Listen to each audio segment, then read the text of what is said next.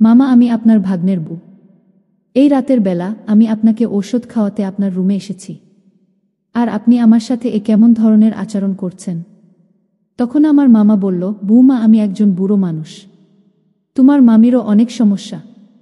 বৌমা, তোমাকে যেদিন থেকে দেখেছি সেদিন থেকেই আমার মনে অন্য কিছু ঘুরপাক চিন্তা হচ্ছিল, কিন্তু তোমাকে কখনোও বলতে পারতাম না। আজকে তো কেউ বাড়িতে নাই। বৌমা, বুঝতেই তো পারছো তোমাকে আমি কি করতে বলছি। আমি বললাম, মামা, এটা কিভাবে সম্ভব? আপনার ভাগ্নে জানতে পারলে অনেক খারাপই হয়ে যাবে। তখন মামা বলল, আরে বুমা, এখানে কেউ নেই, কেউ কিচ্ছু জানতে পারবে না, চলো না বুমা। তারপর বন্ধুরা মামা মিষ্টি মিষ্টি কথা বলে আস্তে আস্তে আমার সাথে। বন্ধুরা, গল্পটি অনেক অনেক ইন্টারেস্টিং। আশা করি আপনারা পুরো গল্পটি শুনলে অনেক মজা পাবেন। তবে বন্ধুরা, আপনাদের নিকট আমার ছোট্ট একটা অনুরোধ, দয়া করে আমার চ্যানেলটি সাবস্ক্রাইব করে আমাকে সাপোর্ট করবেন। তাহলে চলেন বন্ধুরা, গল্পটি শুরু করি। আমার নাম লাবণী আক্তার। আমি কলকাতার একটা হিন্দু পরিবারের মেয়ে। আমি একটা গরিব পরিবারের মেয়ে। আমার বাবা আমাদেরকে খুব কষ্ট করে মানুষ করেছেন। আমি দেখতে খুবই সুন্দরী ছিলাম, আর এখন আমার বয়স 17 বছর। আমি আমার বাবা মায়ের দ্বিতীয় সন্তান। আমার দাদার নাম সাজ্জাদ, আর আমি মা বাবার সাথে খুব হাসি খুশির জীবন কাটাচ্ছিলাম।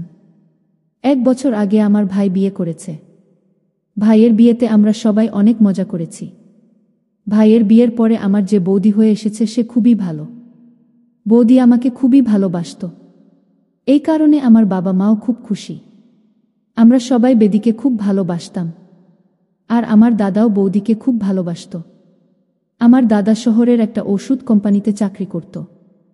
সে যখন শহর থেকে বাড়িতে আসতো তখন আমাদের সকলের জন্য কিছু না কিছু খাবার জিনিস নিয়ে আসত। এই সব কারণে আমি খুব খুশি ছিলাম। আমি মনে মনে এইটাই ভাবতাম যে ঈশ্বর যেন এই রকম দাদা যেন সবাইকে দেন। আমার বাবা মাও দাদাকে নিয়ে খুব গর্ব করতেন, কেননা দাদা বাবা মার খুব খেয়াল রাখত। যখন আমি ইন্টারমিডিয়েট পাশ করলাম তখন আমার বাবা মা আমাকে বিয়ে দেওয়ার জন্য ছেলে খুঁজতে শুরু করলেন। কিছুদিন এদিক সেদিক খোঁজ নেওয়ার পরে একটা ভালো ছেলের খবর আমার বাবা জানতে পারেন। বাবা যখন সেই ছেলের সম্বন্ধে খোঁজ খবর নিলেন তখন তিনি জানতে পারলেন যে ছেলে খুবই ভালো। ছেলের নাম বিজয় কুমার, কিন্তু ওর বাবা মা নেই। ওর মামা মামি ওকে নিজের ছেলে মনে করে মানুষ করেছেন। ছেলে খুবই ভদ্র, আর ওর কোনো বদ অভ্যাস নেই। আমি যখন আমার বিয়ের কথা শুনলাম তখন আমার মনে বিভিন্ন ধরনের স্বপ্ন আসতে শুরু করল। বিয়ে পরে কি হবে, আমি সেসব স্বপ্ন দেখতে লাগলাম।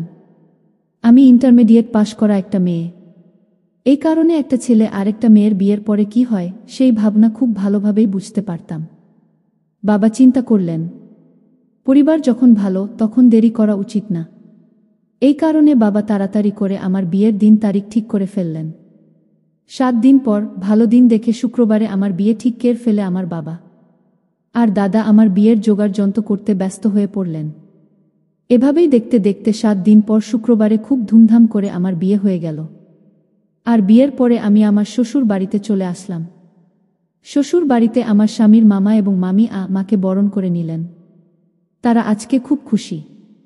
বিয়ের সমস্ত নিয়ম কানুন সব কিছু করার পরে আমাকে সুন্দর করে সাজানোর পরে বাসর ঘরে বসিয়ে দেওয়া হলো। আমি মাথায় ঘুমটা টেনে মাথা নিচু করে বসে আমার স্বামীর জন্য অপেক্ষা করছিলাম। সেই সময় আমার মনে অন্যরকম চিন্তা ভাবনা চলছিল, কেননা বাসর রাত সম্বন্ধে অনেক আগে থেকেই অনেক কথা শুনেছিলাম বান্ধবীদের মুখ থেকে। আমি শুনেছিলাম যে এটা নাকি জীবনের একটি স্মরণীয় রাত হয়। আমি সব কিছু চিন্তা করে খুব ঘাবড়ে যাচ্ছিলাম। কিছু সময় পরে আমার স্বামী বিজয় কুমার রুমের মধ্যে এলো। ও এসে রুমের দরজা ভেতর থেকে বন্ধ করে দিল। তারপর আস্তে আস্তে আমার পাশে এসে বসে পড়ল। এরপরেই বলতে লাগলো, লাবণী, আমি খুব খুশি যে আমি তোমার মতো এত সুন্দরী একজনও জীবন সঙ্গী পেয়েছি। তুমি জানো লাবণী, আমি যখন 10 বছরের ছিলাম তখন আমার বাবা মায়ের এক মর্মান্তিক দুর্ঘটনায় মারা যায়। তখন থেকে আমার মামা এবং মামি নিজের সন্তানের মতো করে মানুষ করেছেন, আমাকে পড়াশোনা করিয়েছেন। আমি চুপচাপ আমার স্বামী বিজয়ের কথা শুনছিলাম। তারপরে আমি ওকে জিজ্ঞেস করলাম যে তোমার মামা মামির নিজের কোনো সন্তান নেই? এই কথার উত্তরে আমার স্বামী বিজয় কুমার বলতে লাগলো যে আমার মামির বিয়ের পরে অনেক দিন অবধি কোনো সন্তান হয়নি। এরপরে মামা মামিকে অনেক বছর ধরে চিকিৎসা করালেন। তারপরে গিয়ে তিনি সন্তান সম্রাদ্ধ হন। কিন্তু বাচ্চা হওয়ার সময় এলো, তখনই হঠাৎ মামির শরীর খুব খারাপ হয়ে যায়। ডাক্তারের কাছে নিয়ে গেলে ডাক্তার মামিকে চেক আপ করে বললেন, মা এবং সন্তানের মধ্যে যে কোনো একজনকে তারা বাঁচাতে পারবেন।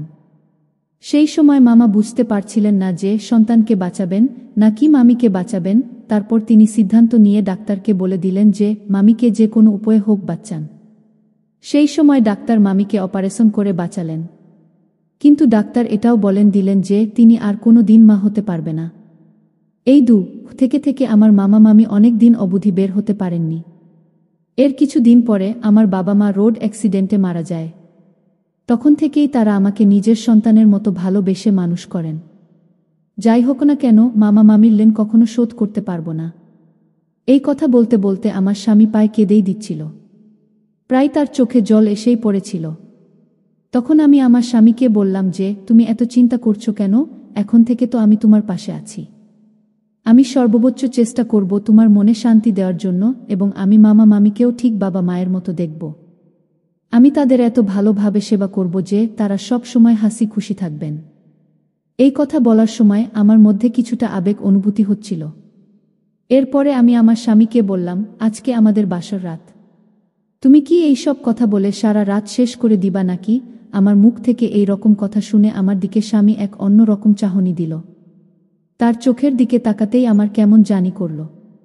জীবনে এই প্রথম কারোর দিকে এইভাবে তাকালাম। সেও আমার দিকে তাকালো। তারপর আস্তে আস্তে আমার স্বামী একটু অন্যমনস্ক হয়ে উঠল। তারপর এক পর্যায়ে আমার স্বামী আমার সাথে ভিন্ন কিছুর করার চেষ্টা করছিল। কিন্তু সে এই বিষয়ে ছিল একেবারে অনভিজ্ঞ। সে খুব একটা বেশি বুঝত না।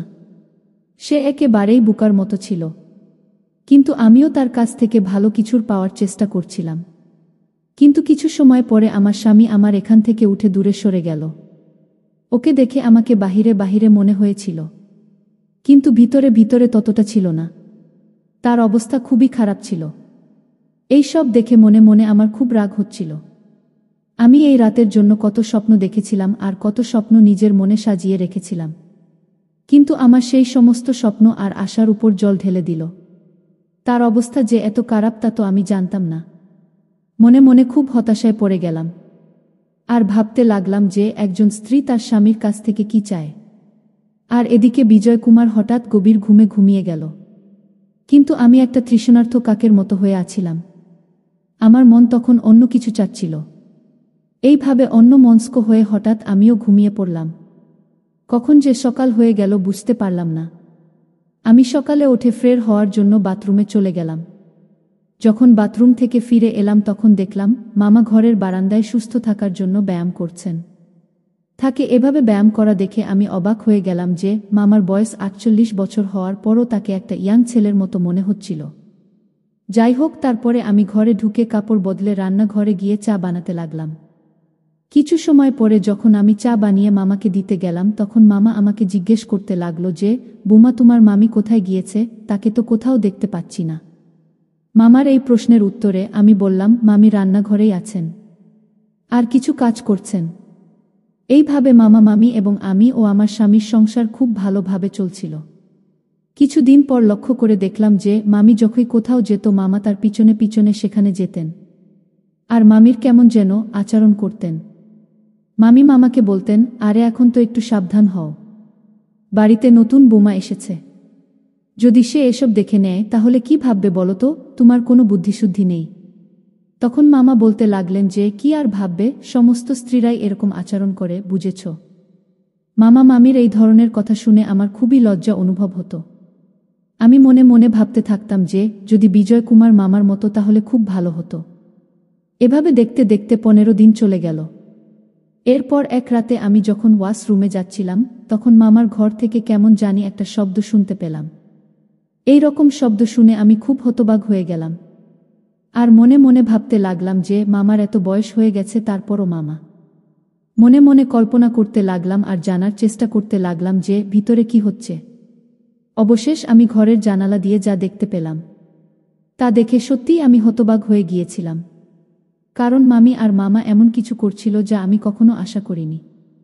আমি কোনো রকমভাবে সেখান থেকে নিজের রুমে চলে আসলাম। রুমে এসে বিজয় কুমারকে উৎসাহিত করতে লাগলাম, কিন্তু ও এত গভীর ঘুমে ছিল যে ওর কোনো কিছুর অনুভব হচ্ছিল না। তাই বাধ্য হয়ে আমি কোনো রকমভাবে অন্যমনস্ক হয়ে ঘুমানোর চেষ্টা করলাম। যখন সকাল হলো তখন আমার স্বামী নিজের কর্মে যাওয়ার জন্য রেডি হচ্ছিল। আসলে ওর ছুটি শেষ হয়ে গিয়েছিল। আমার স্বামী বিজয় কুমার শহরে বাড়ি ভাড়া নিয়ে সেখানে থেকেই নিজের চাকরি করত। তাই 1 মাস পর পর বাড়িতে আসতেন। আমি রান্নাঘরে গিয়ে ওর জন্য নাস্তা বানালাম।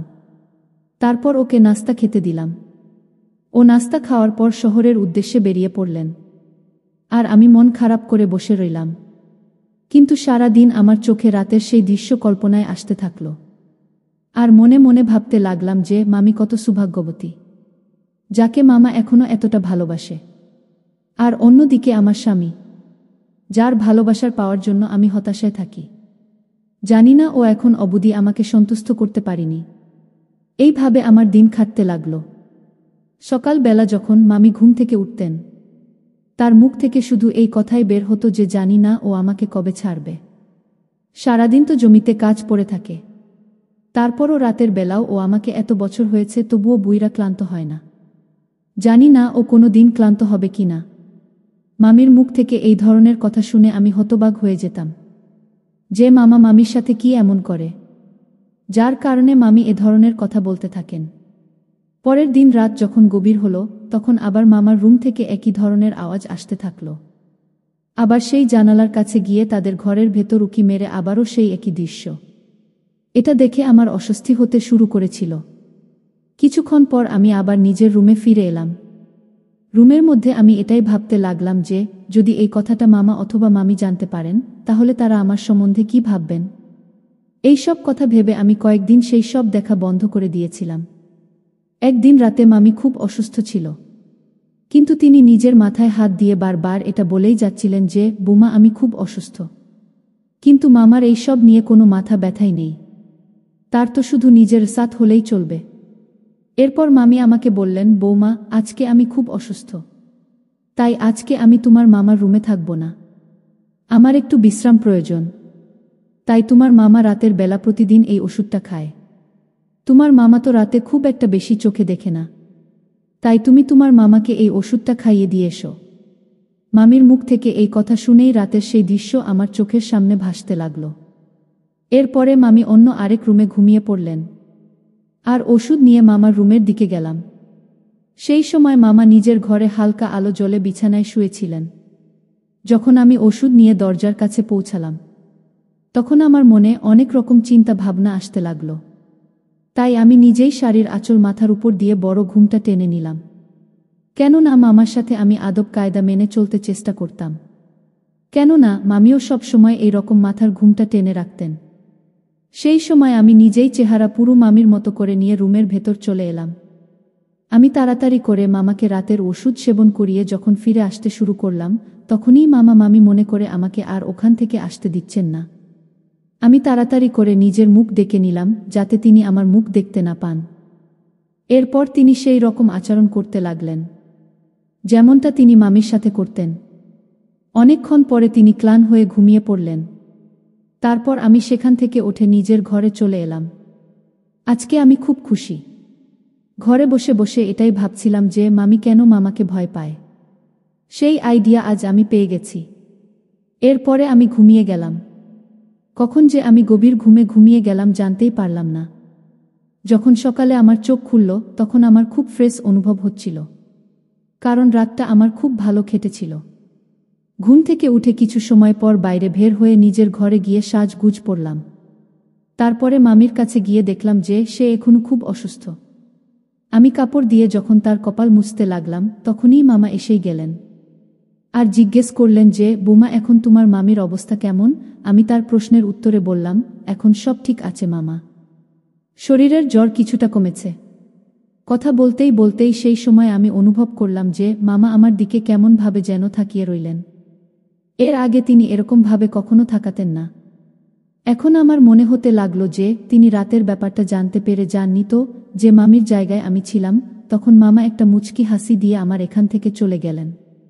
তখন মামার হাসির মধ্যে আমি অন্যরকম রহস্য খুঁজে ফেলাম। রহস্যটা উদ্ঘাটনের জন্য আমি মামার পিছন পিছন গেলাম। আমি যখন মামার পিছু পিছু গেলাম তখন মামা বলল, বুমা একই তুমি আমার পিছন পিছন আসছো কেন? আমি বললাম, মামা আপনি কিছুক্ষণ আগে আমাকে দেখে মুচকি মুচকি হাসলেন কেন? তখন মামা আমাকে হুট করে বলতে লাগলেন যে, বুমা রাতের ঘটনার জন্য সত্যিই আমি দুঃখিত। আমি বললাম, মামা তার মানে আপনি আসল বিষয়টা জেনে গেছেন? তখন মামা বলল, এটা কোনো ব্যাপার না। 3 মাস পর আমি জানতে পারি যে আমি মামার বাচ্চার মা হতে যাচ্ছি। বর্তমানে আমি 3 সন্তানের মা। কিছুদিন আগে আমার স্বামী হঠাৎ স্ট্রোক করে মারা যায়। মারা যাওয়ার 2 বছর পর আমার 3 সন্তানকে নিয়ে ঢাকা স্বভাবে চলে আসি। এখানে মামা মাঝে মাঝে আসেন। আমার 2 ছেলে 1 মেয়েকে নিয়ে সংসার। এখন আমি একটা গার্মেন্টস চাকরি করে সংসার চালাই। সবই ঈশ্বরের ইশারাতেই হয়। বন্ধুরা, আজকের মতো গল্পটি এখানেই শেষ করলাম। আবারও আসব নতুন কোনো ভিডিও নিয়ে। ভিডিওটি যদি আপনাদের কাছে ভালো লাগে তাহলে একটি লাইক দিন, আর আপনারা যদি এই রকম ইন্টারেস্টিং ভিডিও পেতে চান তাহলে দয়া করে আমার চ্যানেলটি সাবস্ক্রাইব করে সহযোগিতা করবেন। ভিডিওটি এতক্ষণ দেখার জন্য আপনাকে অসংখ্য ধন্যবাদ।